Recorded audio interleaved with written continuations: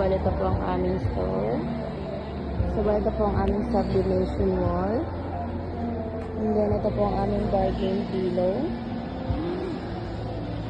And then, pagpasok niyo po ng aming store, ay makikita niyo po ang aming promo na dry fit. Yung 3 for 500. And then, sa likod niya po ay yung promo namin para po sa aming polo shirt. Bali, ganyan na po yung ginawa namin. And then, dito naman po sa side ang aming bestseller po. So, bali, binago na rin po namin yung arrangement niyan. And then, ito po ang aming Deep Ideas wall. Yan po siya. And then, ito po ang aming corkboard. And then, dito naman po sa side ang aming embroidery. So, bali, yan po siya. And then, dito naman po ang aming special polo.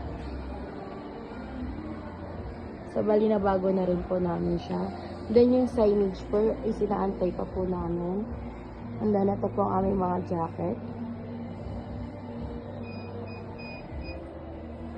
And then, ito naman po ang aming sublimation wall.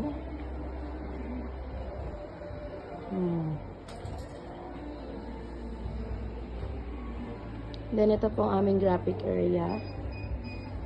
So, bali, hindi pa po namin napapalitan yun sa TV po. Yan po siya. So, ito po ang aming kiosk. And then, ang aming selling area. And then, ito po ang aming production area. And then, yung sa taas po is napalitan na din po namin yung signage. And then, ito din po, is-nice na din po siya ni Ma'am Abby. Arrangement na po dyan. Then, ito naman po ang aming machine. And then, ayun po ang aming cashier area. And then, ang aming selling area po.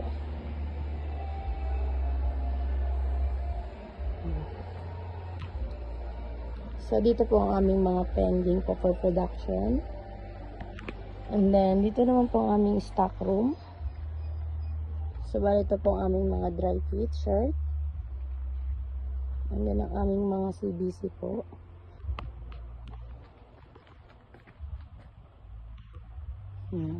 And then, ito po ang aming PQ collar.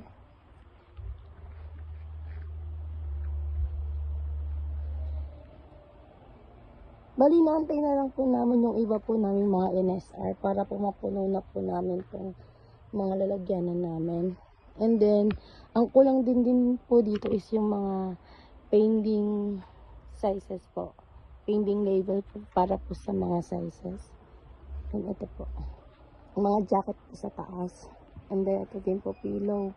And then, dito po yung mga canvas namin. And then, yung mugs po. And then, yung mga parcel per pick up po namin. So, bali ito po ang aming stock room. And then, ayun lang. Thank you po.